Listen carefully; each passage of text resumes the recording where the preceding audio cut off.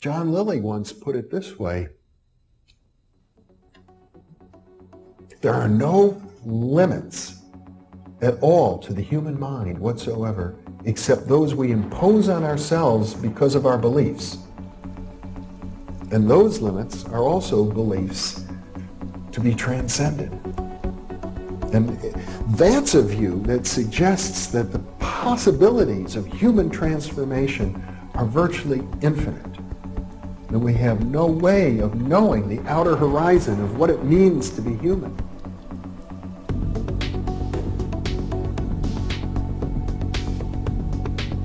And really, to understand all this, everything, you have to go very, very deep into a study of history, consciousness, neurophysiology, everything.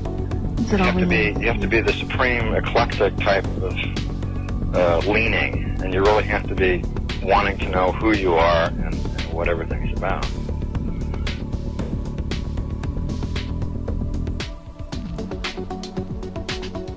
And the thing that you'll find when you go to sacred sites, if you're very humble about it, is that you are on a personal journey, and the sacred site will respond to you in a way that is appropriate only to you.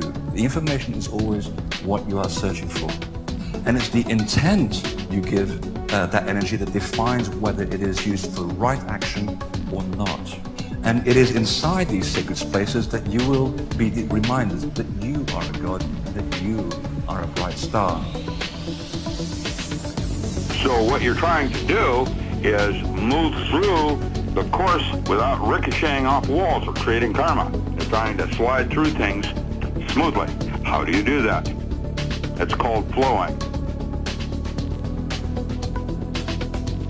There's a technique that you can do that will allow you to touch some part of your inner being that has more knowledge than your conscious state does.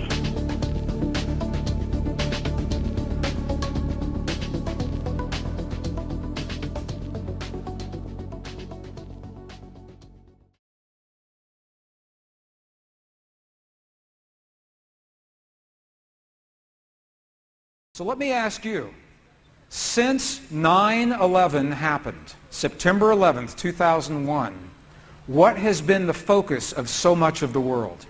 One word, what is that word? Fear. Fear. The point is this, that through our media, we are being conditioned to fear. We're given many things to be afraid of. The environment is changing. New viruses, new diseases are happening. They say there are many bad people in the world, that the weather patterns are changing, and that very bad things can happen in our world. If our focus is what creates the world around us, and this is where our focus is, what kind of world are we creating? But we can change this. You can change it very, very quickly.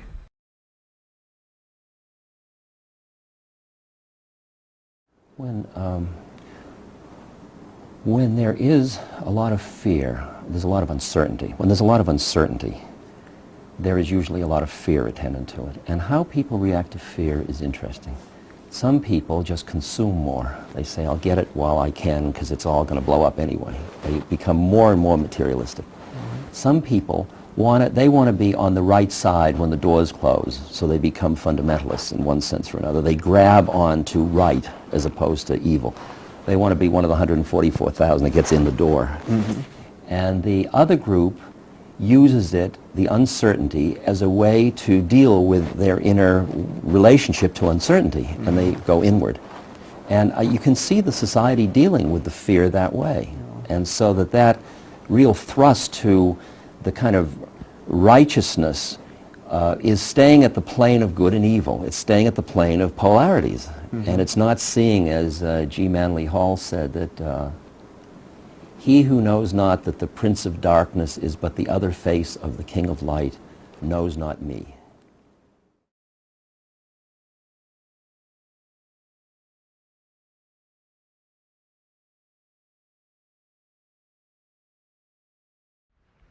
When I left When I left the corporations as an engineer, I moved into the high desert in the United States, a place called Nuevo Mexico, about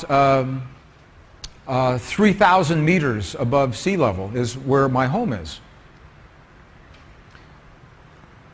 And there are indigenous people, native people in that area in the early 1990s. And it was during this time that this part of our country was experiencing the worst drought in over 100 years. No rain during this time. And a native friend of mine called me one day and he said, "Greg, would you like to come with me to a place, a very special place, where my ancestors have gone for many, many years to pray rain?" So would you like to come with me to pray rain? Now I like the language that he used, because he said this place is special because the skin between the worlds is very thin in this place. I like that language.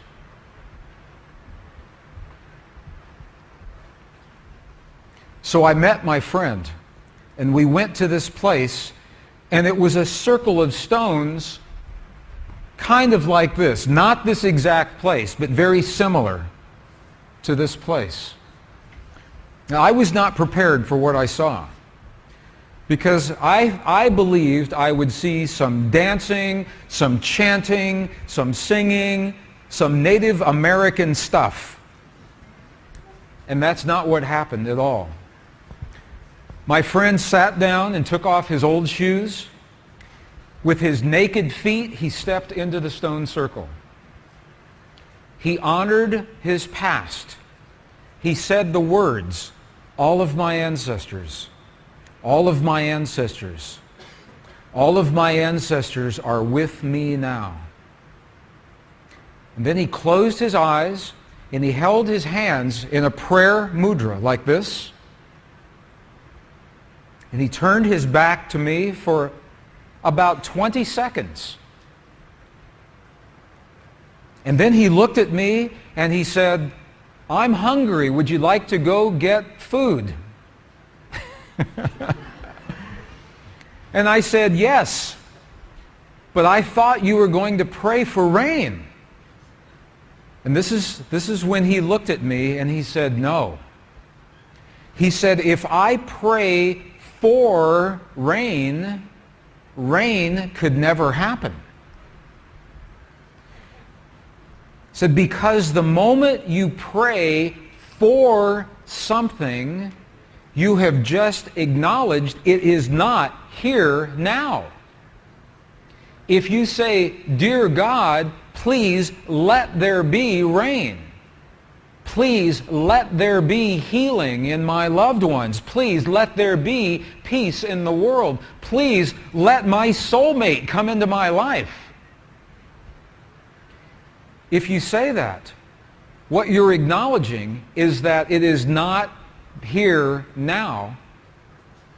You remember, the divine matrix is very literal. If you say, "Please let," the divine matrix says, "Okay, I will let and let and let," because there is no completion, there is no outcome. Does that make sense?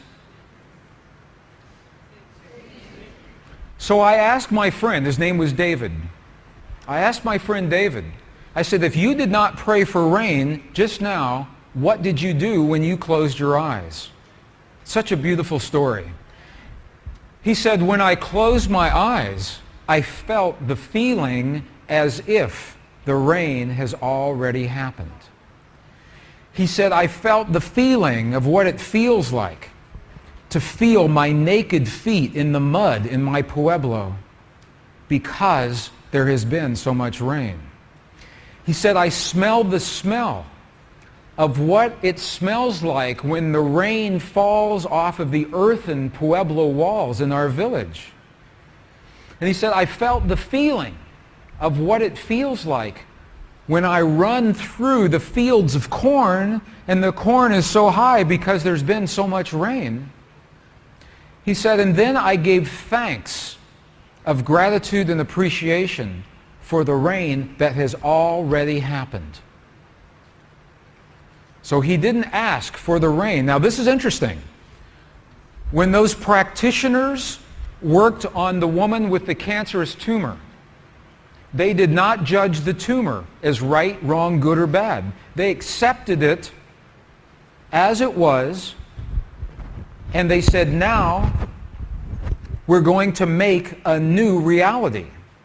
When my friend David prayed rain, he did not judge the drought.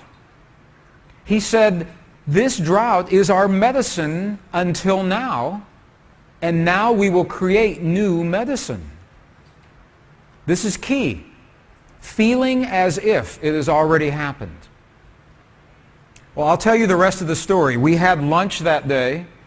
By the time I got back onto my property that afternoon, something began to happen that had not happened for a long time. Big black clouds were coming in from the eastern mountains, and it began to rain that afternoon. And it rained that night. It rained the next morning. It rained into the afternoon. By the evening, it had rained so much and the ground was so dry that it began to flood. The roads were flooded. The crops were flooded. The cattle were stranded. And I called my friend David on the phone and I said, this is a mess. I said, what in the world is going on? And he said, that's the part of the prayer the ancestors could never really explain.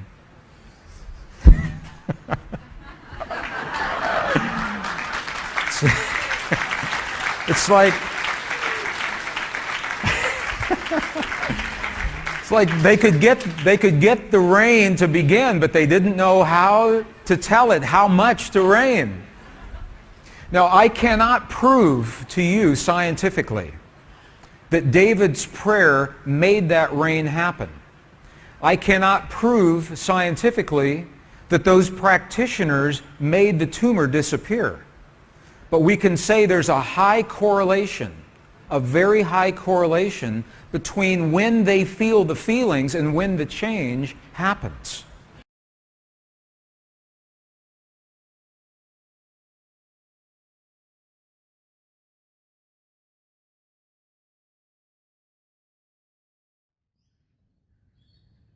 Hey guys, Andre Hodge, 7 of Truth, Infinite Potential Healing, Crocodile, Star-Lord, Wolverine, Aladdin, Dundee, as I've been calling myself, being an example to own our power.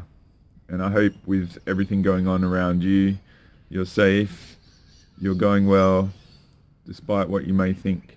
I hope if you've invested your time in the previous 2 foundational concepts, you've gotten a great level of inspiration and alternate perspective of reading the reality a bit differently. The way I sort of see things is we are the coal in the universe, and the pressure being put on us is to help enable us to be the diamonds of the universe on the consciousness level and return humanity back to its original state. Sure, there might be a perception of things going on, and maybe there's pressure being put on life and enormous amount of uncertainty. And what does that uncertainty brew up? An opportunity to change. So the last video I released in part 2 of foundational concepts was valuing your life force. This one I want to talk about the investment of life force change requires, or the cost of life force. I haven't really got the linguistics correct, but just say change is this concept that we hear a lot and all that sort of stuff. And say if you're being a conscious explorer, you can have a perspective about others, about where they're at and stuff. And I've been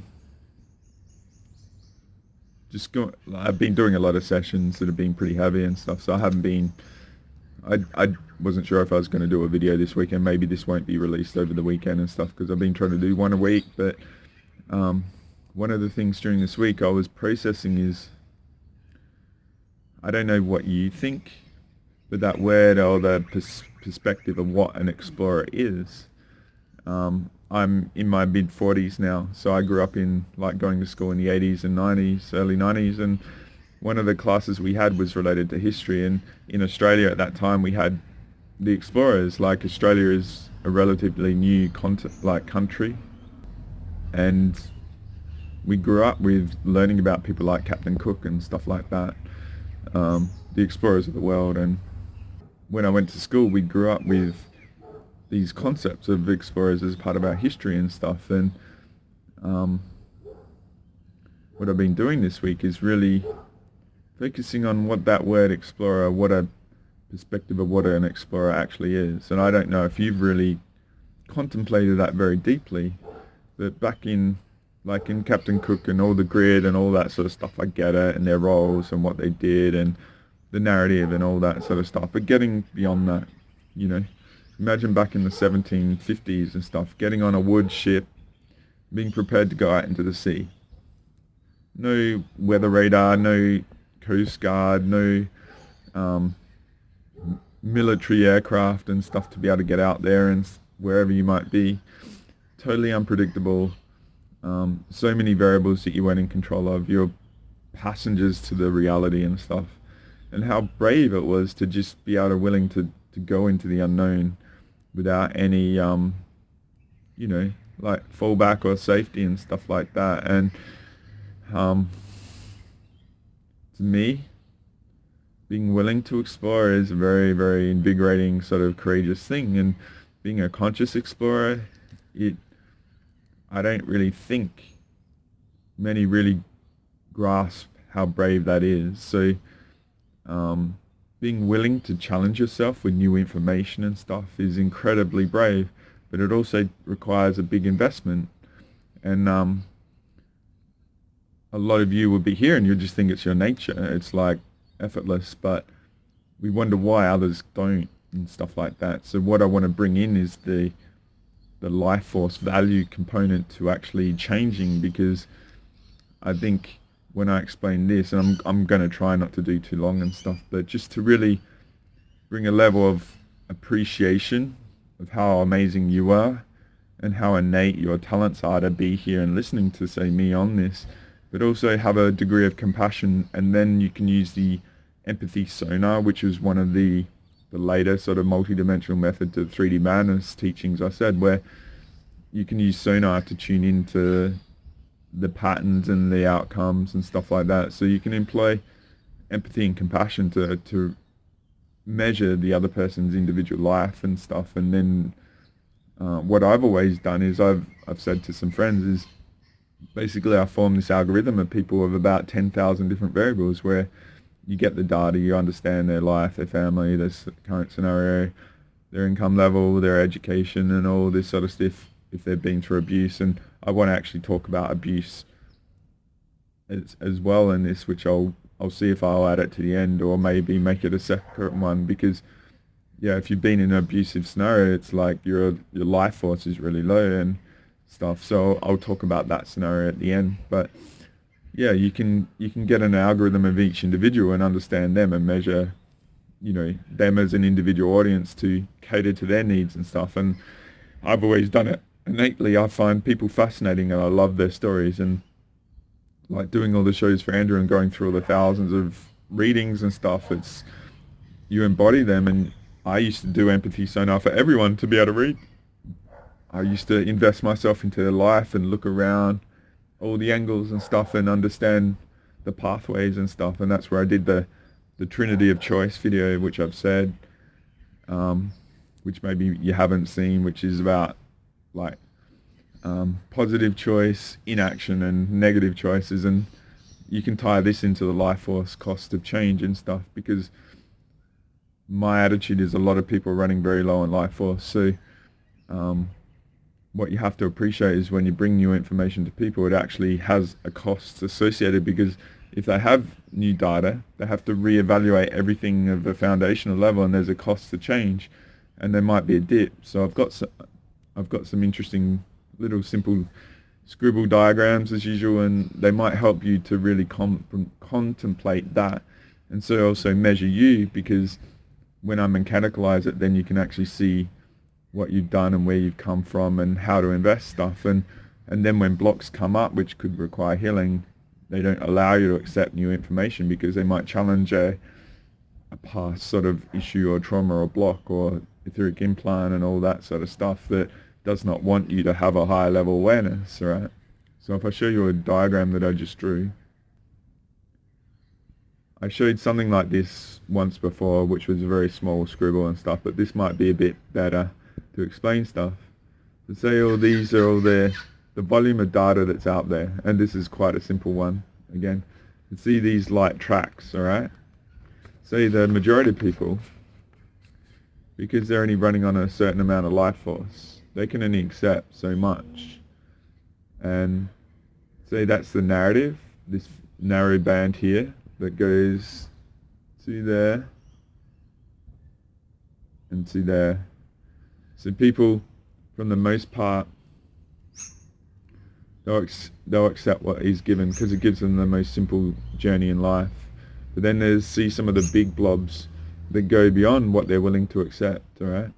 And so people that are into alternate research and stuff, they can probably accept these second boundaries, all right? But then the people that can't accept psychic abilities and intuition and stuff, say past lives and off-world and all that, they get their barriers out here, all right? And see, I've drawn some concepts that just dip into the narrative, and some that go across, and then the main body is actually out here in the intuitive sort of section, all right? So just see the scope. The scope is the vista, is the bottom lines that we're willing to accept. And all that information is all data that requires an energetic input to invest in, to accommodate. So this is where a lot of healers and stuff that are super psychics, they might interact with you and they get all this stuff. Like, say me, what's been going on lately is I get just in a text message, or, you know, when someone's leaning into me, like looking at my website or something like that, I can feel all their stuff. And these can be all blocks, you know, and stuff like that. Imagine, like, you look at the medical stuff. This is what people are willing to accept. This is what people need, and this is the answers out in the peripheries that people can't get because they're not using their algorithm of perception, and they've got blocks relative to their belief systems and all that sort of stuff, right?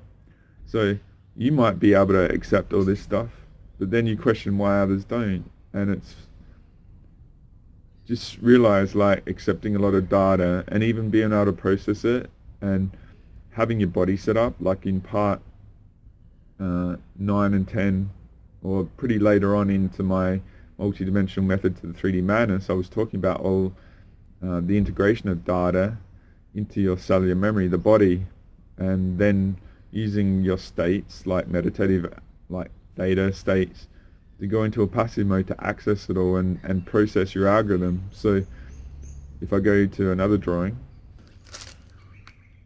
so I've shown this in the past. This is the algorithm of our perception, alright? And what I sort of suggest is the more data that you can input, the better the perception can be. Like, the algorithm spits out an answer and your understanding is the outcome of all these variables integrated. So if I go back to the other one, from my perspective, the more data you're willing to contemplate and process, which requires an energetic input, right, to process each variable potentially, the better outcome for your algorithm is, right? So if I step back a bit, all right, so this first section is about the life force investment it requires to change, okay? So if I do a metaphor of another drawing, okay, so I drew this as a metaphor because the way I see change, it's a transitional state. So imagine you're driving between two cities, like say Los Angeles to Las Vegas, or Sydney to Melbourne, or Paris to Berlin, sort of thing, all right? Your car is potentially the vehicle you're going to travel in, and so you need to put gas or fuel in it and pump up the tires and take care of it and invest energy into it to transition from one position to another. And so your gas tank might be depleted, all right, by the time you get there. So there's an energy input that helps you get there, all right. So say underneath, all right, if we equate consciousness and the expansion of consciousness as a transition, all right, you might get some data, all right, and your energy tank is quite high. Integrating that data, you know, it might have a cost, all right? There's a process where you have to go and reevaluate stuff, all right? So say if something you grew up assuming and you get new information and it challenges that assumption, what you need to do is recalibrate yourself relative to that assumption. So say if you don't believe in anything beyond the 3D 5 sense, all right? So if I go to the other drawing, this one I've showed many times. So if you're totally governed by the 3D 5 sense narrative, and then you have a mystical experience. So say, like Danny and Brinkley, I included clips of him in the other video, the previous one about life force, valuing your life force. And you have a out-of-body near-death experience, alright? And that totally goes against what the narrative says, and it's a mystical experience, alright? And it's an experience, so a bit like if you watch the movie Contact, alright? Where Jodie Foster was a total scientist governed by data and stuff, and she has this experience where she has a mystical experience on another realm with her father that was dead, that was being used as the metaphor of the messenger, which totally rocked her world, alright? It's an amazing movie, Carl Sagan, Contact. So that experience, alright, challenges her narrative, okay? That experience challenged Danny and Brinkley to expand and stuff. And so when I read that book, Saved by the Light by Danny and Brinkley, what it did, it really gave me context of what is out there versus what I know, alright? So if I go back to the other image, say those three metaphors, alright? Like Danny and Brinkley, totally governed by 3D 5 sense, has this epic, multi-dimensional, out-of-body life review, blah, blah, blah. He comes back and he's expanded, alright? Like Jodie Foster in Contact has that experience that goes beyond anything she can comprehend. And she comes back and no one believes her because she was only gone a second and stuff. And it's like nothing happened from the perspective of others, but they have an actual experience which changes them, if that makes sense. So, see me, when I read that book and I integrated it as a possibility, it expanded me. And I went and had past life regression and stuff and had my own experience of death. And the liberation and freedom from the body was one of the most profound things I've ever had. And I'll get into that. I'm going to talk about death and near-death experiences in another video. But what I'm just inviting you to do is see that experiences are key.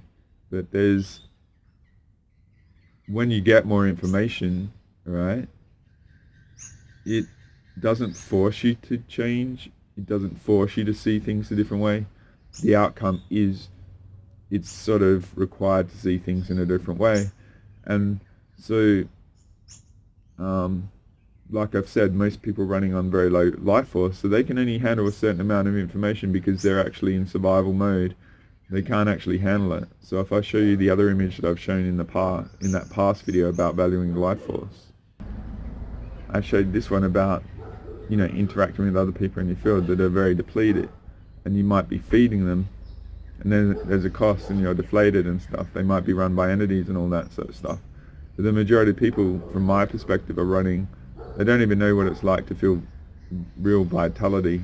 The world, by design, in a subtle way, grinds us down, alright? So we're running very, very low. And so, say if we're in survival mode that I talked about with Paul Check and stuff, if you watch the previous video where you can have a compassionate appreciation of where others are, bringing them more data, alright? If I go back to the other image about the journey and the transition, okay? If you appreciate that most people are running on a level that they know inherently, they don't have the volume of life force it takes to integrate change, they're probably going to be resistant to it, alright? And so the world is a very intricate and amazing construct that inherently has an abrasive nature to our life force. So if I go back to the other image that I showed in the previous video as well about our life, right? I showed this sort of metaphor where that straight line there, right, just with the plus and minus above it, is the length of time and our life force equation. And this one here that's angled up, that's the cost, all right? So see, maybe that cost is being brought forward because the challenge in life where people are in survival mode, it's causing sort of the inability to accept more data as a foundational level of the energies of this reality, okay? So it's a bit of a chicken and the egg, all right? So if I go back to the other image, so if you are doing pretty well, but you're naive to, you've just got an instinct of guidance to accepting more information and stuff, and you don't really appreciate this, then how will you know what's going on? What I'm sort of suggesting about the earlier part about using your empathy to tune in and stuff and observe, not get entangled, is that when you appreciate most people are actually running on the bare minimum to survive, like, as I said in the previous video, which I highly recommend investing in, you have to add where people are as an equation relative to bringing them more information, because that's why they're resistant to it, okay? So as I said at the start about being an explorer, see that actually being willing to be one in this reality is an amazing achievement, but it's also been quite easy because everything's been on a plate. We just log onto a computer and stuff, and the information has been there like it's never been before for thousands of years, right? So there's a bravery in willing to expand, and if I could show you that other image, you know, in this reality there's a bravery to expand and contemplate and process data, because all it is data, you know. There's a lot of emotional stigmatization to being willing to go beyond the narrative, right? You know, people that are willing to challenge that, they're stigmatized with the C word. I'm not going to say it because I know all the words are all, you know, identified and stuff in the, you know, the algorithms of this sort of platform that I'm offering this video, alright? But just see what happens in society to anyone that goes beyond what the narrative is willing to offer, alright? So there's a sort of corralling, alright, by the projection of perception on others, alright? That I've always used the Close Encounters of the Third Kind as a movie metaphor for being willing to challenge this stuff, because see what happens to the Richard Dreyfuss character, even towards the end when most of them freak out. They're getting right to the end, but then their fears kick in, and he's the only one that's willing, and the lady with him are the only ones that are willing to challenge that and go beyond, right? So what I'm doing is mechanicalizing awareness a bit and the energy and the life force it costs to actually integrate more data. Most people don't have the energy to really challenge it, so you have to have a level of compassion. So then if you bring more data proactively that's going to rock their world, they're going to react to you. They're going to be defensive towards that, because innately in them they know that they don't have the life force to actually integrate, right?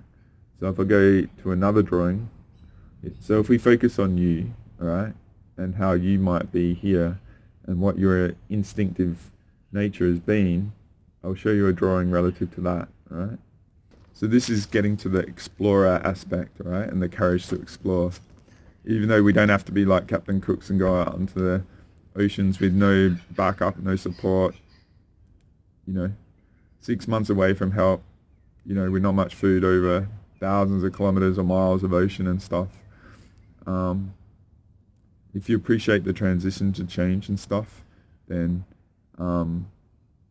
yeah, this will sort of mechanicalize it even more to help focus you and focus your intent. Alright, so I've got this drawing.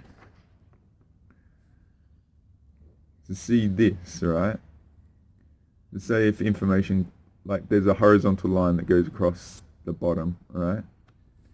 And see these little packets here are new data, alright? New information that you come across being an explorer, a conscious explorer. And what happens is, say this first point here, alright? You get some along your journey, and your journey is that horizontal line, okay? And what happens is you get a new concept, alright? So say, can't trust the government.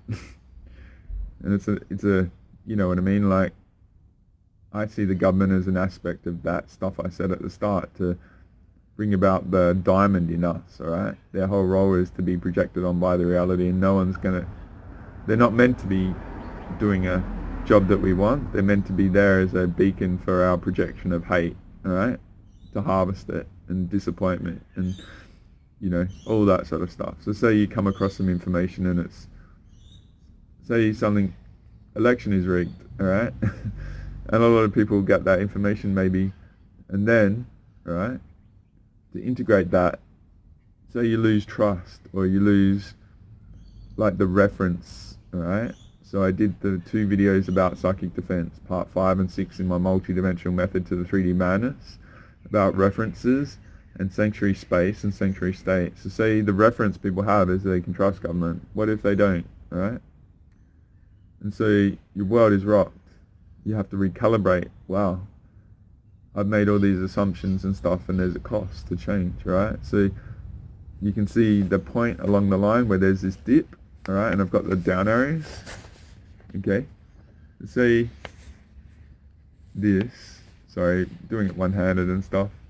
Let's say you come across new information, alright? You're along your journey, and it's like, shit, it rocks your world, and you have to recalibrate. You have to integrate that new data. Integrating new data, and then going from a position of trust to insecurity about that sort of apparatus, there's a cost. It's like you might not trust anything or anything, but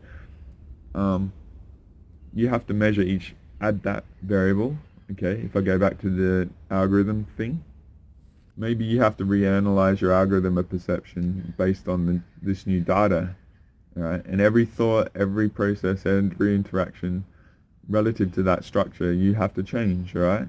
So it costs, this might be a familiar pattern that you have an expectation, and you can make assumptions on that's the most efficient way to exist, life force wise, because every thought, every data, every calculation requires a life force cost, right? So say you get a new algorithm that you have to work with, you have to actually put more energy into it to actually get the output, because it's new territory, it's new exploration of the information you've got, which requires change and a transition, okay?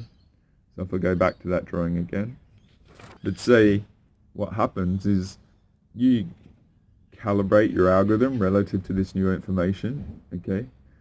And there's a drop because you've got to add more energy to it. So see the dotted line across is how you're like you might be without any change, right? There's a smooth sailing, comfortable. But then what happens is you might go, oh shit, yeah, I'm not going to assume that because my life changes, and they change the laws on, you know, like maybe, for instance, in Australia, they changed the laws, a mandatory 4-week holiday to 2, and most of the rest of the world, like America, you guys only get 2 weeks holiday. But that makes you unhappy. It makes you have to recalibrate your life and stuff, and the corporations you might work for change and stuff, and then they realize they don't have to pay you, but they get you to work more and stuff, right? So you realize that, and there's a cost, but then you change life and you accept it, and it gives you more data to be able to make better choices going forward. So these examples aren't that great, but what I'm sort of saying is when you get more data, right, and it costs you, then you might come, like there's an investment to change, right? So say, like I said earlier, the life, you know, there's more to existence than just this mortal existence that we're in for 80, 100 years or whatever, all right? There is life after death and stuff, and you integrate that new data. And for me, my example was when I came across that book by Danny Brinkley, I could tune into him, and it was like, he went through the life review, and he went from being a sniper in the military, going and doing secret missions for the US Army in Vietnam War, to going to hospices and helping people cross over at their last moment. You know, it's a very, not a lot of people would do that or be there for that moment, because it's like, it challenges most people. But Danny and Brinkley went into that spot that most people don't want to be, and be an ally for those crossing over. So his life went from, he had this cost of change and had to learn his life and stuff, but then he got this boost. Having new awareness, right? You go from that dotted line at the bottom to another upgrade, right? And then what might happen is, down the track is like, oh, okay, so I might have past life unresolved issues and I need healing and stuff, and it's like, you get that information and realize that there's more, like a lot of shit that you're going through in life might be because you've got unresolved stuff. And you integrate, wow, all this crap in my life might be solvable, but I need to do healing, alright? So then there's a dip. It's like, wow, like, I've got a lot of shit I've got to deal with. There's a big dip in life. But the metaphor is like, you invest in change of concept. You learn about, say, healing, for example. You learn that, you know, everyone on the planet needs healing, alright? Anyone that says they don't, they're in denial, alright? You've got your DNA with all the lineages, with thousands of lifetimes of all that. They've probably never done any healing, because all the healers were killed and stuff during the witch burning and stuff. We've had 300 or 400 years at least without it being accepted and stuff. So if you're willing to accept that and invest in it, for example, then there's another outcome on the other side of relief of that stuff that you've gone through, alright? So then you get a new level and stuff. So if you look at the drawings, getting new data, okay, it might have a cost initially, but you get a life force efficiency benefit, and you get up a level, and you get up a level, and get up a level. The more you expand, the more efficient life becomes, alright? And what you might feel is, if I go back to the other drawing, then like I said in the last video, you might get to a really high level, and then you start interacting with people and you're feeding them and all that sort of stuff, and you're wanting to help them and all that sort of stuff. And then there's a cost, and then you go through, and then you learn about entities and etheric implants and compromised beings and stuff like that. So if I go to another drawing, okay, so this one's related to the choice points sort of thing that the Trinity of Choices, which was one of the later, maybe part 8 or 9 of the multidimensional level to the 3D madness, alright? Let's say you go on a journey, alright, from one point to another, and then you use your Trinity of Choices to tune in, and use your empathy sonar to tune into the outcomes and stuff, alright? And what you can use is, a lot of people might, like, say you come to someone and you know you've got the information to help them, but you impose on them, and then they back off, and then they, you know, don't want to deal with you because you're actually imposing yourself on them. But they also, despite not knowing all these mechanics, we all have a underlying appreciation for, you know, if we're feeling good or we're feeling bad or tired and stuff, we know how to rest and stuff. So what can happen is you can start recognizing and tuning into choices that have a life force cost, and then you can tune into where the system might be waiting for you to get really depleted and then come down and smash you, alright?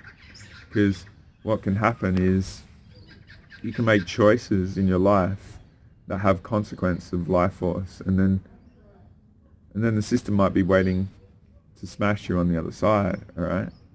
So this, I've been talking quite a while, and this is, I don't want to get too deep because these are foundational concepts, alright? So I'll just talk about situations you might find yourself being depleted. And I mentioned abuse, alright? So I'll share a couple of situations of my own, alright? And I'll use the metaphor as abuse relative to the scenario you're in, okay? So my very first IT job, I started in 1999, and just before our Y2K, so it was this huge boom, alright? And then what happened is after Y2K there was a bust of the economy, so there was this huge drop, There was this massive coordinated investment before because everyone was worried the computers would all stop and stuff, so everyone bought computers and all that at the same time. There was this huge narrative thing about it, and then after it was all this it was a load of bullshit. It was all fear, all right, and nothing really happened. But when you don't know the other side of the outcome, fear is like being the explorer,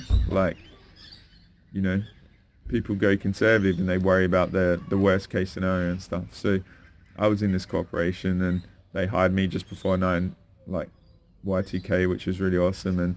And then the guy that I was working with, he went to Sydney, so I was left there managing it on my own. I was 6 to 9 months in to my first IT job. I knew nothing, all right? So long story short, it was my first experience. Didn't have much experience and stuff. It was a company that was struggling financially, so an internal admin is a cost for a business, where I used to be a consultant, it was you brought money in, okay? So you were valued and they paid a lot because you were a money generator for a corporation rather than an expense. So my life was tough. They never invested much into computers. I hadn't had any other experience, so it was all the narrative of my experience that I knew.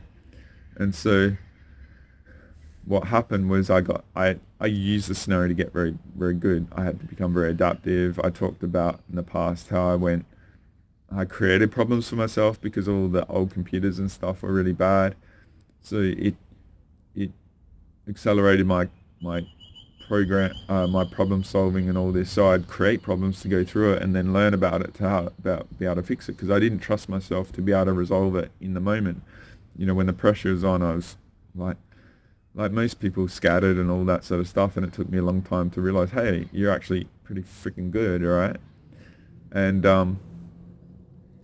so then I became passive and trust my ability to access, say, things like Google and know how to ask the right question to find the answer, because what I realized is, say, in a Microsoft network and stuff, there were millions of them out there. The likelihood of someone else having the problem is very high. It was just about navigating the information and finding it, all right? But because this was my own experience and because it went through a lot of hardship, all right, I was working 80 hours a week. I wasn't getting paid a lot. So, if you don't get much money, you can't buy good food. I didn't know much about nutrition back then and stuff. It was just like everyone, we're in our narrative and stuff. So what happened was I was being worked so much, 80 hours a week, very depleted. My batteries were very low, okay? So this is the thing. I'm just trying to get to the point, is what happens, say, going from one job to another, if I bring up that transition diagram, going from one job to the other, there's a cost, all right? You might be in a scenario that you're very familiar with. So the algorithm, like I showed before, the algorithm is familiar. So you can have an expectation of what life is going to be like. You might be in a bad scenario, but you have an expectation. So the budget of your life force, it's familiar. So there's always surprises and stuff, but everything being sort of familiar makes you be able to budget your life force to be able to endure it and stuff when you don't even know that life can be better, okay? So instead of making changes that have positive outcomes, all right, when you're really depleted and you're in a bad situation, okay, if I go to the other drawing, because if you make a change, you don't know the outcome, right? It could be bad or it could be good. So if I go to this other diagram, so you can be in a scenario that's really depleted, and because you haven't been an explorer, haven't had the concept that you have the choices available, you have no worth and stuff like that, because the scenario you're in has treated you quite bad. Instead of being like that other diagram where you have a perception of the investment that it has a beneficial outcome, you're actually perceiving worse, right? Because the way my mechanics were was I didn't anticipate, I had no perception of what an outcome could be in another scenario. I was more prepared for, shit, it could be worse and you could be slammed, and how do you cater for life if you give up the familiar and then go into another situation that's worse? You've actually made a choice and a change, and then you get smashed, And then what you do is you catastrophize stuff because you're so familiar with bad in your life that you lack the will to change, and so you justify staying where you're at, okay? Instead of going through the scenario and realizing, if I go back to the other drawing, that if you have the will to change and you're not bringing baggage in about your scenario, which I've talked about in the Trinity of Choices, if you go watch that, then the outcome of the investment of change could have a positive outcome. So say I went from being a IT admin to an engineer, I went from like 35 grand to 60 grand. So I doubled my income, right, by having the courage to change. It required me to be a lot more proactive on study and all that sort of stuff, but it had a huge benefit, right? So, yeah, what I'm sort of saying is that's one example. When I got to Sydney was a whole different kettle of fish, right? Like, I'm using abuse as an example because you're measuring your life force and your lack of will to change, and you lack a perception, and you're fearing how things are how things going to be with change. And there's huge uncertainty. The metaphor is our world is very uncertain, okay? And what you have to do is appreciate, maybe you have an edge for being a courageous explorer, all right? And you innately have been willing to go through that. Maybe you've been through a lot of abuse and trauma and all that sort of stuff that has challenged your paradigm. If I go to the other drawing. So you've been through a lot of trauma, and to understand why you've gone through trauma, it's allowed you the unhindered and unexplored. You've been through a lot of trauma. I had a bit of a break with the files. The files get to a certain limit, and then that cuts off, so there could be a few seconds blocked. So because of the traumatic experience that you went through, all right, it gave you the courage, and like it freed you from the stigma of what others perceive about yourself to want to know, and that expanded your awareness, all right? It gave you energy and stuff. So it gave you willpower and the life force to want to understand, to make better choices in your life and not have negative outcomes, all right? Like if I show that other drawing again. Perhaps you're in scenarios like this and you made a choice in all good consciousness, and you're with, say, a partner and stuff, like I was when I went to Sydney, and then you got into a overextended situation, and then the system came down on you. Because if I go back to another drawing, I haven't shown this, about our pattern recognition and our predictability in the reality. Let's say you were down the track, those arrows down this side here, these X's, you went through a trauma that put you on the radar, and it was anticipated and predicted that you're going to do major good work down the track, so you become a target, all right? So if I go back to the other image, to see you're in a scenario where your life for, like, say you got into a relationship like I did, you know, leaving you in good consciousness, you're doing it for love, when they're wanting to, they've got their own agenda that you can't perceive. And then you get, like, say when I committed to Sydney, it was a massive commitment. It was on a choice point that it was hard to go back. Like, I couldn't unquit my job and go back and get the lease of the property I was living in and all that sort of stuff. So you get to a position that you're overextended, and then you're vulnerable, and then you get slammed. Like I said, to me, when my ex was suicidal and I chose love over money, right, had a massive life force cost, because I said in the last video, life force, valuing your life force, money is life force encapsulation technology. So I went from earning like 150 grand to nothing, right? So my life force, I had to change my life and stuff. So I got overextended, and then she became abusive because she got compromised, because I went through my awakening that triggered her and all her issues, because the healer got started back then, right, 2008, okay? And so you get into vulnerable spots, and then you can get trapped, okay? And then it's very hard to make good choices to dig out of, because you've been through trauma, all right? And then that can influence your choice points and stuff like that.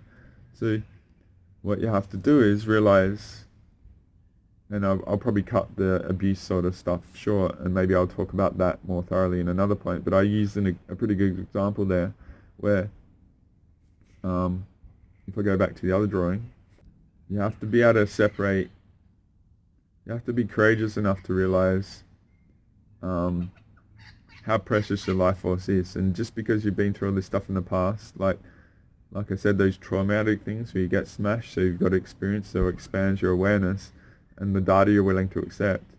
Then what it comes to is, what do you invest your life force in, all right? And I'll get into feelings and stuff like that, because say if you you can start discerning the information that has a positive outcome for you. So like I said, with being courageous to contemplate things that most people aren't willing to contemplate, might have an initial investment cost, but then a positive return on life force benefit to make your life more efficient, which that life force can get redirected to your organs and stuff. And like say if you get into healing and stuff, it returns traumas that are locked into your body that allows you to perceive more and stuff, and you needed to go through the healing process to get access to your awareness, alright? So if I go to another drawing, so this is the drawing I've shown many times about our awareness level, but the gifts are probably waiting for us, and we need to have the more life force to be able to access them. So despite the reality pressing on us and stuff, what I say is everything going on is designed to actually get us back there, and the responsibilities of having that, even the dark and all that sort of stuff going on at the moment.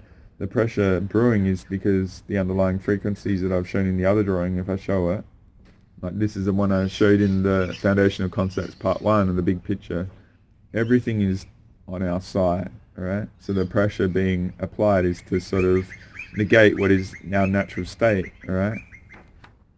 So if I go back to that other drawing, so if you see this another way, perhaps if we take control of our journey and our life force and stuff, these X's are like blocks, unresolved stuff that prevent us getting to these. If there's all this energy brewing up, then perhaps our awareness is expanding to see that stuff, and it's causing a lot of issues and stuff. And so if I go back to the other issue, the other drawing, so if you're going through a lot and your awareness expanded, you've been doing a lot of healing, and most people don't, then you can get entangled with people that haven't resolved their stuff. Right, and they've got unresolved issues, and their issues get transferred to you and take your life force, right? So what I'm trying to get at is valuing your life force is so fundamental now, right? More than ever before, because there's the information flat coming out, which is forcing a lot of people to change, all right? So if I go back to the other drawing, just because there's so much information out there, the volume has increased and the opportunity to expand has increased, but a lot of people, they can't handle it because of where they're at, okay?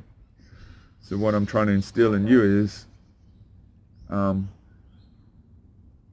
value that talent that you have where few have. If you're here with me, then you've already overcome a lot of the stuff that most people haven't, all right?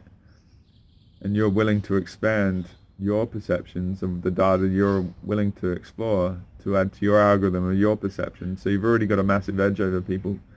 But the thing is, if you want to invest your energy in others, all right, to help them expand, they might actually get triggered because they're so low in energy, okay?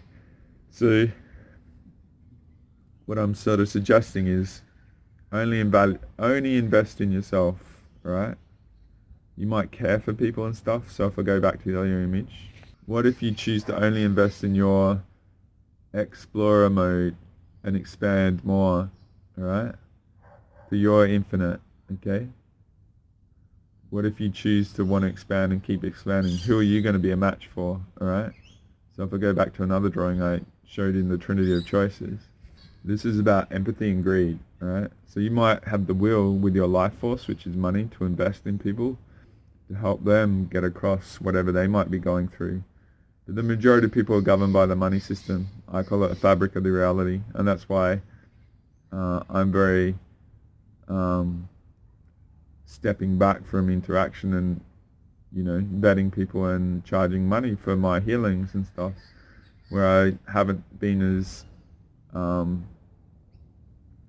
solid on that in the past. Because when you're a healer and you clear people and stuff, unless they actually have a value component, you're going to be drained, okay? And they're not going to integrate it because they're governed by getting stuff for free and all that sort of stuff. They're not going to value it. They're going to call you friends and family and all this sort of stuff, but yeah, they're not going to really integrate it, all right? So what I'm sort of suggesting is you can be empathic but observer mode, but instead of investing it in other people that probably haven't cleared, they're not, you know, they haven't dealt with the energetic sovereignty of all this system and stuff. All that's going to happen is you're probably going to come against a brick wall when they are not willing to accept stuff. You're going to get depleted, and then you're going to have to play catch up and probably go get healing to heal the energy invested in others, all right? So it's time to be spiritually selfish on your explorer mode, all right? And it's not a thing about worrying about everyone around you and stuff like that, or your family and stuff. It's about you being as on it as you can, and what do you become a match for. So if I show you another drawing relative to the empathy and investment. Say if it's courageous to be an empath and invest in people and stuff, but what you get is a lot of people are governed by money and stuff. But what I do is I aim for those people at the higher level up there, all right? I want to be a match for them. So those people sort of can already, like the high level psychics and stuff, they already can tell you greed and all that. They read you clearer than anything, all right? It's your nature and your foundation of how you operate which will govern whether you're a match to them, all right? And I'm saying right now there's a huge amount of people out there looking for really high level integrity, authentic, heart-based, compassionate but powerful people like the Galactic Special Forces stuff. So that's where I've been putting the pedal to the metal and sort of appreciating everything and trying to teach these sort of things, because all these sort of things for me, it took 10 years to learn, and I went through a lot of shit, right?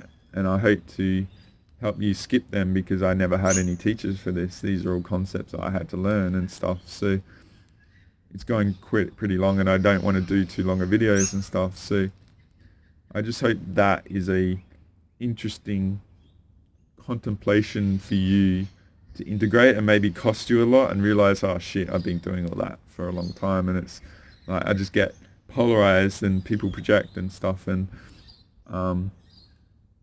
just observe yourself how you've been. And we all want to help everyone and stuff, but maybe you got to let them go through stuff to come out the other side and then see your truth and be a match to you where you're at. In the meantime, you can keep going and keep striving and be better, because my attitude, we're going to need everyone on top of their game, right? Such as doing healing and stuff like that. Trust me, like a lot of the super psychics I know and stuff that I'm fortunate enough to know, and they trust me, it's like we can all tell if you haven't healed, all right? So yeah, value your life force and see how courageous you are to invest in the will to change proactively when most go through traumas and they don't have the energy to actually integrate more expansion and stuff. And just be compassionate about where people are and allow them to be it and have their journey. And it's tough with families and stuff. There's a lot of real choices that are going on that's probably going to have real impact on life, all right? And yeah, just like I said, I've talked about mortality and stuff like that. There's something bigger going on, and you know, just be willing to let go of what's costing you and realize, say, if you've got compassion that's going overboard, that's actually driving you to want to impose change, then you could be actually violating another's free will, all right? So just try and find, you know, that flow diagram that I showed you, which I might overlay over here. Just find the most energy efficient for you at the moment. To me, it's an endurance race, or it's an endurance game here. A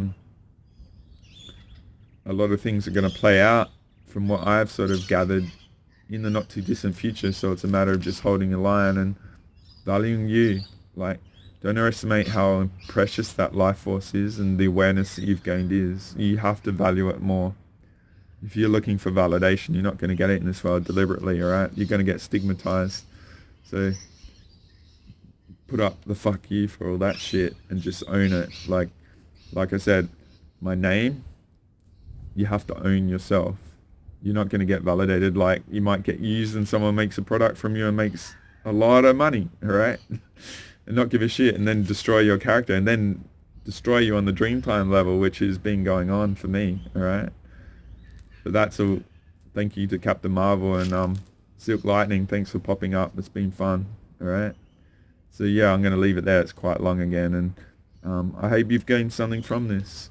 I hope you really go back and visit the foundational concepts, particularly part 2. Not many people have seen it, where you can value the life force, and then how to navigate this reality. It's an amazing time to be here. We're very blessed despite what it feels like, and I'm not against any side and stuff. I'm one of my feet in the outcome of whatever this is, and I hope to be sticking around for a while longer.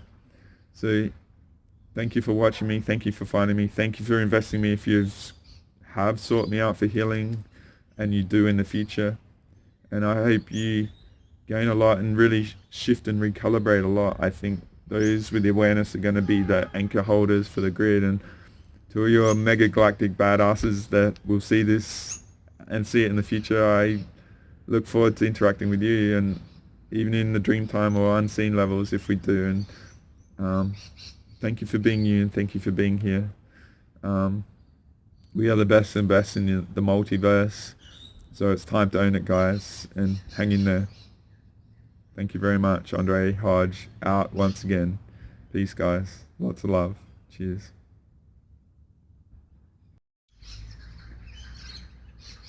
I just had a realization when I finished that ending. I've got a better ending. Is that you might have this awareness once your awareness goes up and stuff, is that you think you know what's better for everyone else and stuff, and we often do, all right? You just got to watch imposing yourself on another. You could actually be violating their free will. So you can have this battle of like, yeah, I've got this awareness, I know it will improve your life, I want to offer it to you and get it to you somehow, but people resist it, and it's like insane, all right? But what you got to realize is the way you actually change reality is you invest in your exploration, and then when you actually are an example of the benefits of change, instead of being a proactive imposition of change, of trying to talk to people, your example and the frequency you emanate will be a beacon for those that want to change, and they'll be like, what the fuck are you doing, dude? Like, you look great. Like, what's going on? It's like, yeah, I've just like, I learned about vitamin D3 and started taking it, all right? And yeah, my health is really good and stuff. It's like, wow, I've been really struggling and blah, blah, blah. Or I've done energy healing, and I was like, it shifted my life. Like, I dealt with all this trauma that I couldn't release and stuff like that. So what you want to do is, instead of a proactive over-investment imposition change, you want to actually just be an example frequency beacon change, where you might have these people around, your family, friends, or whatever, and you see the potential in them and you want to help them realize it, but they won't listen. A bit like Close Encounters of the Third Kind. What happens is, like I said, the empathy and the greed and stuff is, you will be a beacon for people that you don't even know that are out there that want someone like you in their life. So you have to be the match to it. So that's a passive reality shift. If people have the will to expand and explore their consciousness, what that means, and expand, the change will just unfold, all right? So I want to thank you for finding me and being that by being here and listening to all the stuff I've done in the past, if you've been across it, like my Conscious Explorer series and stuff like that. So yeah, I just wanted to add that, because you being the change will be the change that the universe seeks, all right? And then others will see it safe to follow, because you're better at peace and contemplation of what's going on and stuff, and they'll be crazy and uncertain, and you'll be like the anchor reference for certainty, because you've got clarity, and then you can articulate it and wait for them to come to you, and it's very, very liberating. And that's where you might have to get to level to do consultation, because everyone wants to speak to you and be in your field. And like I said, that emotional vampire sort of stuff. All right. So yeah, thanks guys. I hope you've gained a lot from this. And if you want to take things further, there's always options with me and stuff. And but I hope you do revisit the teachings that I mentioned and see them in a different perspective, even if you've seen them before, and see them as components into your algorithm of perception. And hang in there, guys. Andre out. Peace.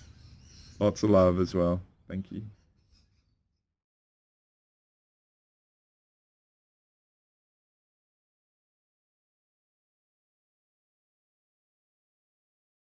Well, you seem to be, if one carries your position to its logical extreme, it means being willing to look at the grossest, most hellish misery on the planet. All of it. And embrace it. All of it. All of it. You look just directly at, you learn how to keep your heart open in hell.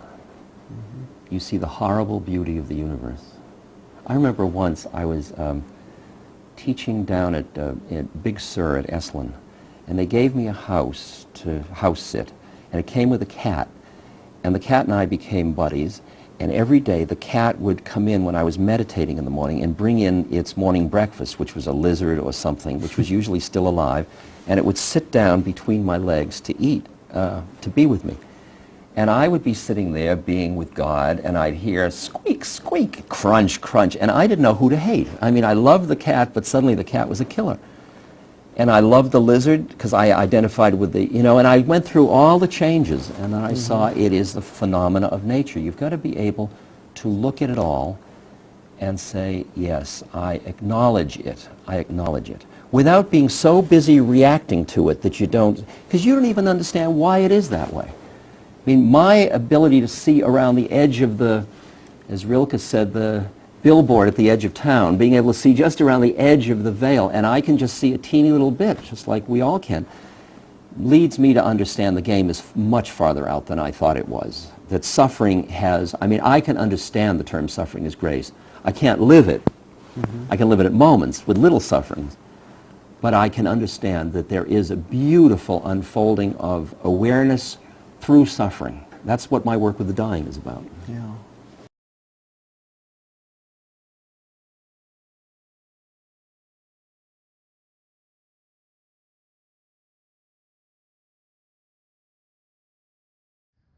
So everything I've done, like the Galactic Special Forces, all that, it's in the algorithm of my Akashic record and my frequency, my DNA and all that sort of stuff. So it's there. So it's like I'm a codex of codes and stuff. So whatever code the individual needs, they get, sort of thing. Whatever's the right time of their journey and stuff in their consciousness Tetris. And this information, it's funny, it's from my perspective, I'm giving you the answers at the end of the like, say, math book and stuff, and I don't know if schools use books anymore, but they used to give us textbooks with the answers in the end, and you weren't meant to cheat.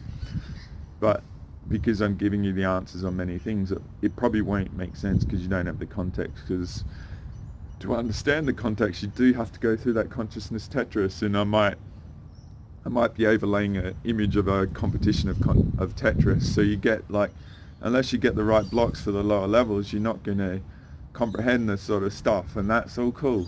Trust me, the discovery process is awesome here, all right? It's one of the gifts we have in this unawareness realm, and that. So I love that journey of discovery. It's such a gift to get new realizations, and you get that level clear, and then you see things from a totally different perspective, and I love that shift that you get, especially when you're wrong, all right?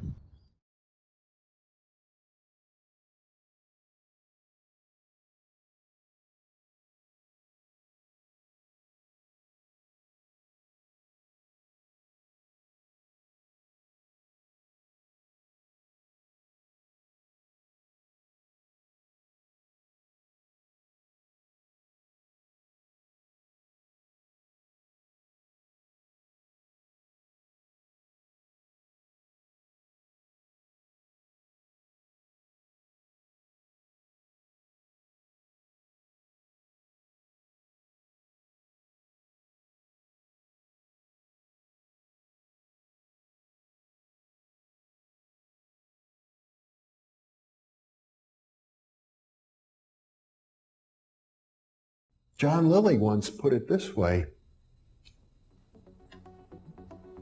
there are no limits at all to the human mind whatsoever, except those we impose on ourselves because of our beliefs. And those limits are also beliefs to be transcended.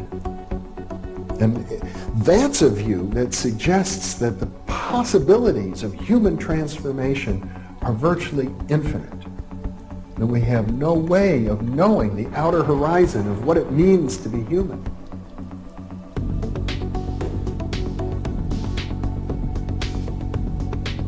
And really, to understand all this, everything, you have to go very, very deep into a study of history, consciousness, neurophysiology, everything.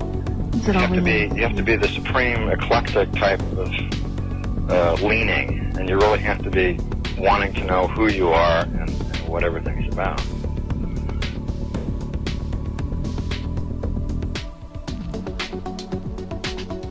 And the thing that you'll find when you go to sacred sites, if you're very humble about it, is that you are on a personal journey, and the sacred site will respond to you in a way that is appropriate only to you. The information is always what you are searching for. And it's the intent you give that energy that defines whether it is used for right action or not.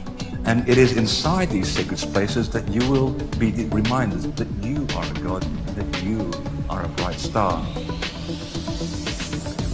So what you're trying to do is move through the course without ricocheting off walls or creating karma. You're trying to slide through things smoothly.